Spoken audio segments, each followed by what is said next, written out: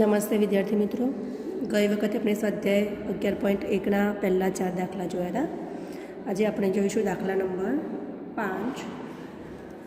એક ચોરસ બાગ અને લંબચોરસ બાગના ક્ષેત્રફળ સરખા છે. આમાં શું કહ્યું છે કે ચોરસ બાગ છે એક અને બીજો બાગ છે લંબચોરસ છે. આ બંને બાગના ક્ષેત્રફળ સરખા છે. બંનેનો વિસ્તાર કેવો છે? સરખો છે. જો ચોરસ બાગની બાજુનું માપ 60 મીટર હોય અને લંબચોરસ બાગની લંબાઈ 90 મીટર હોય તો લંબચોરસ બાગની પહોળાઈ શોધો. ચોરસ બાગનું તો તમને આપી જ દીધેલું છે લંબાઈ. હવે એમાં તો એટલી લંબાઈની જ જરૂર પડશે. પણ લંબચોરસ બાગ છે એમાં લંબાઈ આપી છે પણ પહોળાઈ આપી નથી. તો આપણે સૌથી પહેલાં શું કરવું પડશે? લંબચોરસ બાગની પહોળાઈ શોધવી પડશે. તો જુઓ, સૌથી પહેલાં આપણે લખી દઈએ શું આપેલું છે કે ચોરસ બાગનું ક્ષેત્રફળ અને લંબચોરસ બાગનું ક્ષેત્રફળ આ બંને સરખા છે. બીજું આપેલું છે ચોરસનું કે ચોરસની લંબાઈ. હવે ચોરસની લંબાઈ આપેલી છે 60 મીટર અને લંબચોરસની આપેલી છે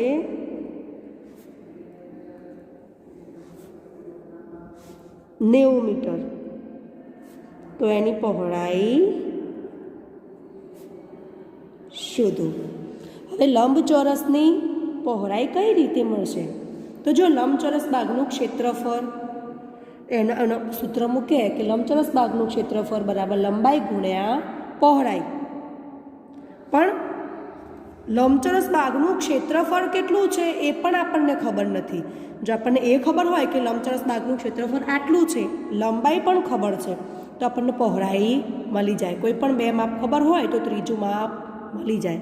બરાબર? તો સૌથી પહેલાં આપણે લંબચોરસ બાગનું ક્ષેત્રફળ કેટલું છે એ શોધવું પડશે. હવે લંબચોરસ બાગનું ક્ષેત્રફળ કઈ રીતે મળશે? એમાં લંબાઈની પહોળાઈની જરૂર પડે. તો લંબાઈ ખબર છે, પાછી પહોળાઈ ખબર નથી. તો શું કરીશું? હવે તમને વધારાની માહિતી શું આપી છે એ જોવાનું. તો આપણને બીજું આપ્યું છે કે લંબચોરસ બાગનું ક્ષેત્રફળ છે એટલું જ ચોરસ બાગનું ક્ષેત્રફળ છે. બે આપણને વધારાની માહિતી આપી છે.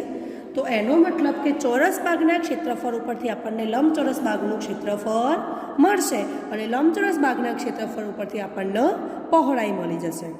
તો સૌથી પહેલાં આપણે શોધીએ ચોરસ બાગનું ક્ષેત્રફળ. તો તેનું સૂત્ર મૂકીએ ચોરસ બાગનું ક્ષેત્રફળ બરાબર, હવે બાગ ચોરસ છે તો ચોરસના ક્ષેત્રફળનું સૂત્ર આવશે લંબાઈ ગુણ્યા લંબાઈ.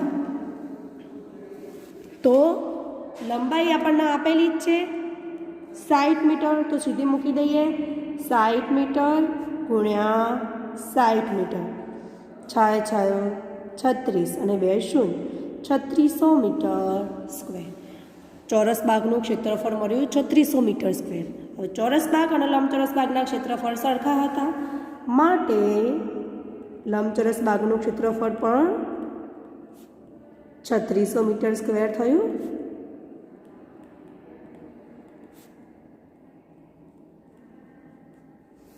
હવે લંબચોરસ બાગનું ક્ષેત્રફળ મળી ગયું, લંબાઈ મળી ગઈ, તો એના પરથી આપણને પહોળાઈ મળી જશે. તો આપણે જે વસ્તુ શોધવાની હોય આપણને કઈ રીતે મળશે એ સૌથી પહેલાં જાણી લેવાનું અને એ બધા જ એ સૂત્રનો ઉપયોગ કરી અને બધી કિંમતો પહેલાં ભેગી કરી દેવાની. હવે લંબચોરસ બાગનું ક્ષેત્રફળ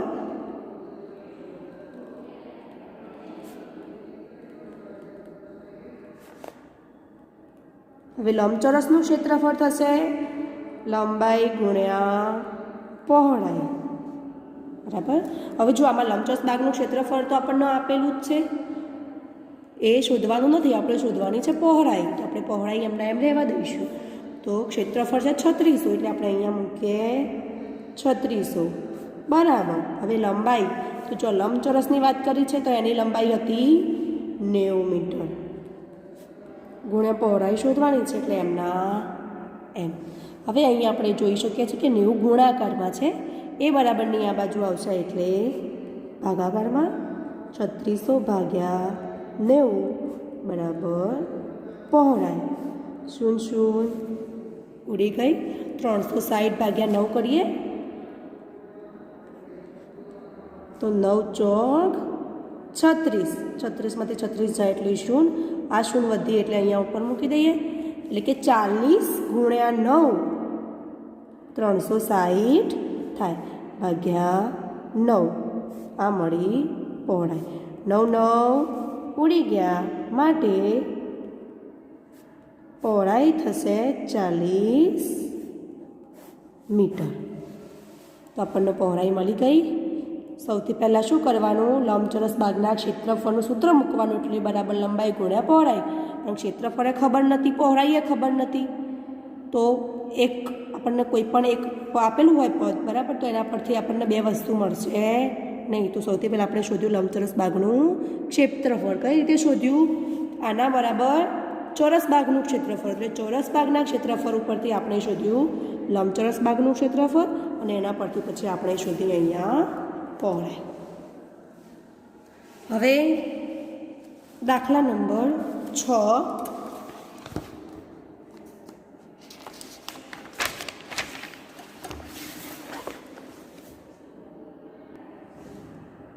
એક તાર લંબચોરસ આકારમાં વાળેલો છે. એક તાર છે એને લંબચોરસ આકાર આપી વાળી દીધેલો છે. એની લંબાઈ છે 40 સેન્ટીમીટર અને પહોળાઈ છે 22 સેન્ટીમીટર. જો લંબચોરસની વાત કરી છે, એની લંબાઈ અને પહોળાઈ આપી દીધી છે.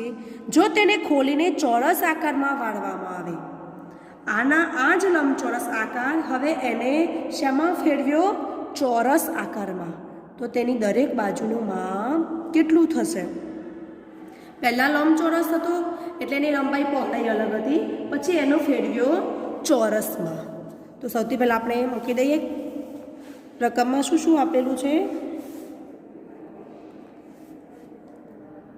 કે લંબચોરસ તારની પરિમિતિ, કારણ કે જે લંબચોરસ તાર હતો, આ આખો તાર હતો ને, એનો શું કર્યો, ચોરસ આકાર આપ્યો.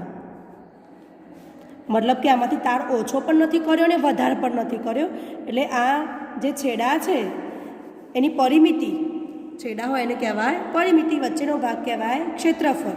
તો પરિમિતિ તો બંનેની સરખી જ થશે ને, લંબચોરસ તારની પરિમિતિ બરાબર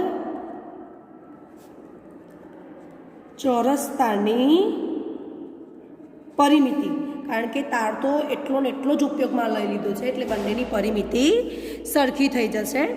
હવે આગળ કહ્યું છે કે આ લંબચોરસની લંબાઈ 40 સેન્ટીમીટર અને પહોળાઈ 22 સેન્ટીમીટર છે. તો ચોરસની દરેક બાજુ એટલે કે લંબાઈ કેટલી થશે, આપણે શોધવાની છે ચોરસની લંબાઈ. તો ચોરસની શું આપી છે, પરિમિતિ, કે ચોરસ તારની એટલે કે ચોરસની પરિમિતિ બરાબર 4 ગુણ્યા લંબાઈ. પણ પરિમિતિ એ ખબર નથી આપણને કે પરિમિતિ કેટલી છે, અંદર આપણને પરિમિતિ આપી નથી. જો પરિમિતિ આપી હોય તો એના પરથી લંબાઈ મળી જાય, પણ આપણને એ ખબર છે કે ચોરસ તારની પરિમિતિ છે એટલી જ લંબચોરસ તારની પરિમિતિ છે. તો આપણે લંબચોરસ તારની પરિમિતિ શોધીએ, એ જ આપણને ચોરસ તારની પરિમિતિ થઈ જશે, એટલે આપણને એના ઉપરથી લંબાઈ મળી જશે. તો લંબચોરસ તારની પરિમિતિ બરાબર, હવે લંબચોરસની પરિમિતિનું સૂત્ર હતું 2 કૌંસમાં લંબાઈ વત્તા પહોળાઈ. તો 2 લંબાઈ આપેલી છે 40 અને પહોળાઈ 22, તો 40 વત્તા 22, તો 2 40 અને 22 થશે 62, 62 દુ 124 સેન્ટીમીટર. એનો મતલબ આપણને લંબચોરસ તારની પરિમિતિ મળી 124 સેન્ટીમીટર. લંબચોરસની તારની પરિમિતિ હતી એટલી જ ચોરસ તારની પરિમિતિ હતી. એનો મતલબ કે ચોરસ તારની પરિમિતિ પણ થશે 124 સેન્ટીમીટર.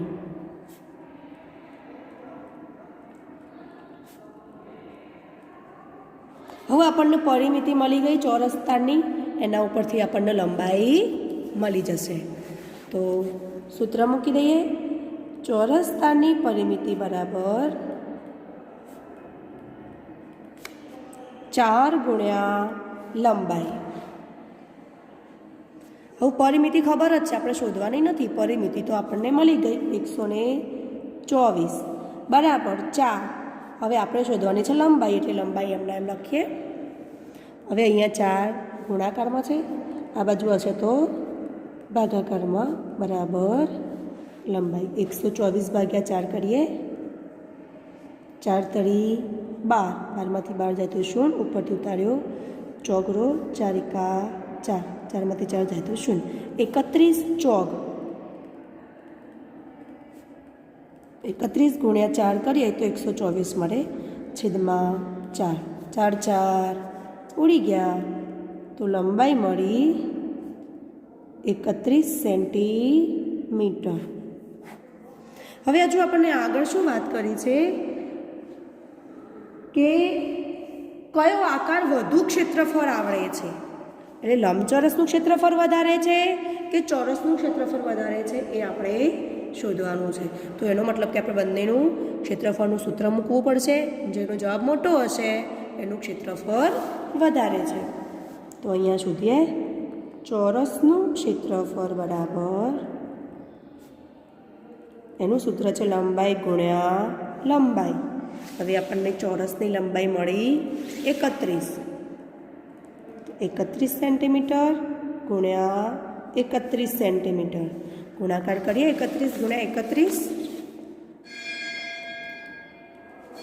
એકમના અંકની 0, 3 એકા 3, 3 તરી 9, 1 એકા 1, 3 એકા 3, 1 6 9, 961 સેન્ટીમીટર સ્ક્વેર.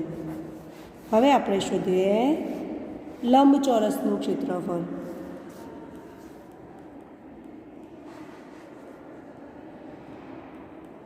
તો એનું સૂત્ર છે લંબાઈ ગુણ્યા પહોળાઈ. હવે જો લંબચોરસની તો લંબાઈ ને પહોળાઈ આપી જતી 40 અને 22. તો 40 ગુણ્યા 22, 22 ચોક 88, એટલે 880 સેન્ટીમીટર સ્ક્વેર. તમે જોઈ શકો છો કે 880 કરતાં 961 મોટા છે, માટે ચોરસનું ક્ષેત્રફળ વધારે છે. મળ્યો જવાબ. દાખલા નંબર 7. એક લંબચોરસની પરિમિતિ 130 સેન્ટીમીટર છે. તમને પરિમિતિ આપી જ દીધેલી છે. હવે એની પહોળાઈ છે 30 સેન્ટીમીટર. તો લંબાઈ શોધો અને એનું ક્ષેત્રફળ પણ શોધો. હવે ક્ષેત્રફળ ક્યારે મળશે? લંબચોરસના ક્ષેત્રફળમાં લંબાઈ અને પહોળાઈ બંનેની જરૂર પડશે. પહોળાઈ તો આપેલી છે પણ લંબાઈની જરૂર પડશે, એટલે આપણે પહેલાં શોધવી પડશે લંબાઈ. તો બાકી જે કિંમતો આપી છે એ આપણે અંદર મૂકી દઈએ. તો એમાં આપ્યું છે લંબચોરસની પરિમિતિ બરાબર 130 સેન્ટીમીટર. હવે પહોળાઈ છે 30 સેન્ટીમીટર. તો આપણે શોધવાની છે લંબાઈ. જુઓ, 2 માપ ખબર છે એટલે ત્રીજું માપ આપણને ઓટોમેટિક મળી જશે. તો આપણે સૂત્ર મૂકીએ લંબચોરસની પરિમિતિનું. તો લંબચોરસની પરિમિતિ બરાબર, હવે એનું સૂત્ર હતું 2 લંબાઈ વત્તા પહોળાઈ. હવે જુઓ, પરિમિતિ આપેલી છે 130,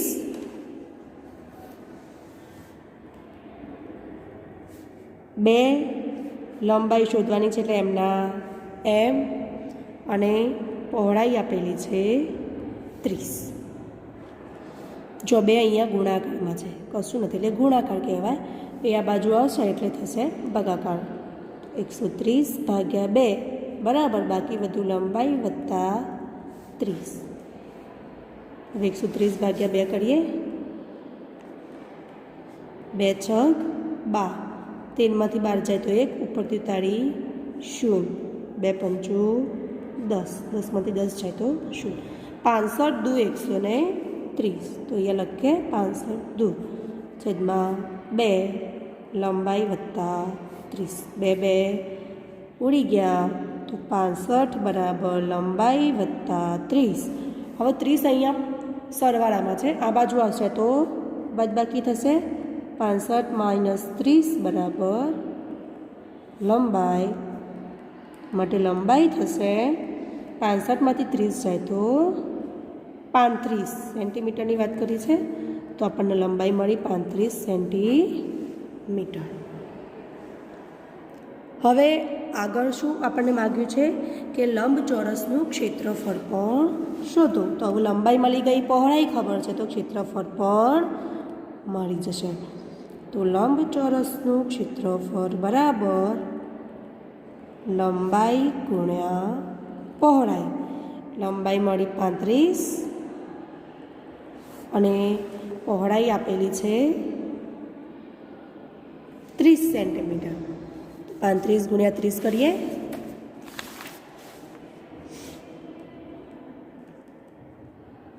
35 તરી 5 તરી 15 નો 5 રો વધે 3 તરી 9 ને 10, 105 એટલે કે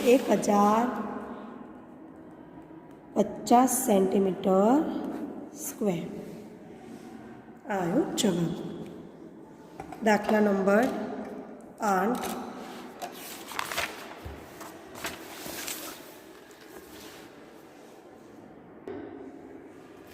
એક દિવાલમાં 2 મીટર લંબાઈ અને 1 મીટર પહોળાઈનું બારણું બેસાડેલું છે. તમને લંબાઈ અને પહોળાઈ બંને આપેલા છે, એનો મતલબ કે દિવાલ લંબચોરસ છે. દિવાલની લંબાઈ 4.5 મીટર અને પહોળાઈ 3.6 મીટર છે. આ બારણાનું લંબાઈ અને પહોળાઈ આપેલી છે, આ દિવાલની લંબાઈ અને પહોળાઈ આપેલી છે, મતલબ બંને લંબચોરસ છે. જો દિવાલને દોરવાનો દર પ્રતિ મીટર સ્ક્વેરના ₹20 હોય તો દિવાલને દોરવાનો ખર્ચ શોધો. સૌથી પહેલાં જો બારણાને આપણે કલર કરવાનો છે, બરાબર, અહીંયા તો દિવાલને જ કલર કરવાનો છે, બારણાને કલર કરવાનો નથી. પણ અહીંયા શું આપેલું છે, દિવાલ પણ આપેલી છે અને બારણું પણ આપેલું છે. તો આપણે કયા ભાગમાં રંગ કરીશું એ આપણને કઈ રીતે ખબર પડશે. તો તમારે શું કરવાનું, સૌથી પહેલાં આખી મોટી દિવાલ લેવાની. જો હું તમને આકૃતિ દોરીને સમજાવું ને એટલે વધારે ખ્યાલ આવશે. દાખલા નંબર 8. સૌથી પહેલાં આપણે લખીએ દિવાલ માટે. હવે દિવાલની લંબાઈ 4.5 મીટર અને દિવાલની પહોળાઈ 3.6 મીટર. હવે બારણા માટે તો બારણાની લંબાઈ 2 મીટર અને પહોળાઈ 1 મીટર છે. જુઓ, હવે અહીંયા હું આકૃતિ દોરું એટલે તમને વધારે ખ્યાલ આવશે. આ દિવાલ છે આખી, એની અંદર આ બારણું બેસાડેલું છે.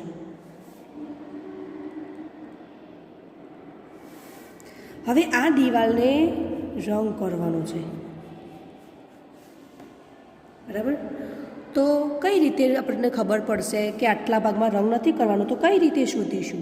તો સૌથી પહેલાં આખી દિવાલનું શોધવાનું, પછી બારણાનું શોધવાનું, પછી આખી દિવાલમાંથી આ બારણું કાઢી દઈએ, બાદ કરી દઈએ એટલે બાકીનો ભાગ મળી જશે. તો સૌથી પહેલાં બારણા સહિતની આખી દિવાલનું ક્ષેત્રફળ શોધીએ. આખી દિવાલનું ક્ષેત્રફળ. હવે દિવાલ કેવી છે? લંબચોરસ, કારણ કે લંબાઈ અને પહોળાઈ બંને આપેલા છે એટલે લંબચોરસ છે. લંબાઈ ગુણ્યા પહોળાઈ. હવે એની લંબાઈ છે 4.5 અને પહોળાઈ 3.6. હવે 4.5 એટલે 45 ભાગ્યા 0.5 એક આંકડો છે એટલે 10. 3.6 એટલે 36 ભાગ્યા 10. જો હવે ભાગ પાડીએ તો 5 દુ 10. અહીંયા ભાગ પાડીએ.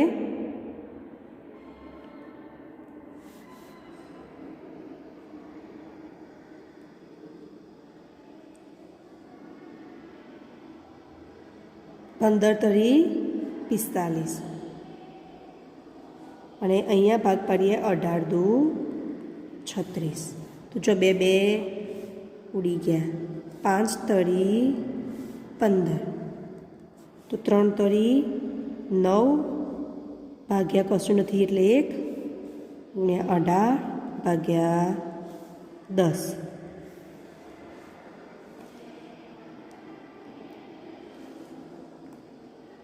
અઢાર નવા 162 સોરી 162 ભાગ્યા 10 એકા 10. 1 પોઈન્ટ કાપીએ તો 16.2 મીટર સ્ક્વેર. હા, આપણને આખી દિવાલ મળી. હવે એમાંથી બારણું કાઢવું પડશે. તો બારણું કેવડું છે એ શોધવું પડશે. તો હવે આપણે શોધીએ બારણાનું ક્ષેત્રફળ. પાછું બારણું પણ લંબચોરસ છે એટલે એનું સૂત્ર થશે લંબાઈ ગુણ્યા પહોળાઈ. બારણાની લંબાઈ 2 મીટર, પહોળાઈ 1 મીટર. 2 એકા 2 મીટર સ્ક્વેર. આવડું બારણું છે. તો આખી દિવાલમાંથી આપણે આ બારણું બાદ કરી દઈએ. એટલે કે આખી દિવાલ હતી 16.2, એમાંથી આ બારણું બાદ કરીએ એટલે આપણને બાકીનો ભાગ મળી જશે.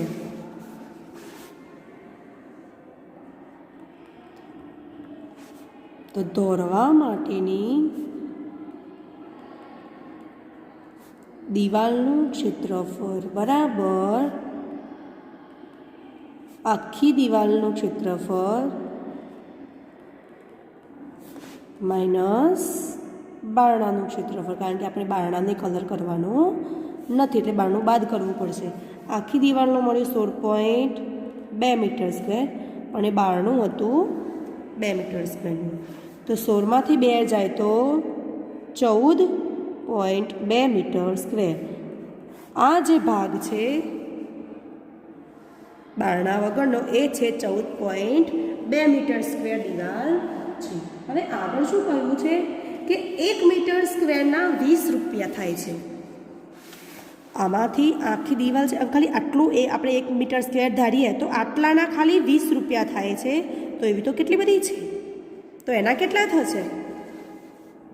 તો ધારીએ કે 1 મીટર સ્ક્વેરના રૂપિયા 20 માટે આપણા જોડે તો કેટલી છે દિવાલ? 14.2 મીટર સ્ક્વેરના કેટલા રૂપિયા?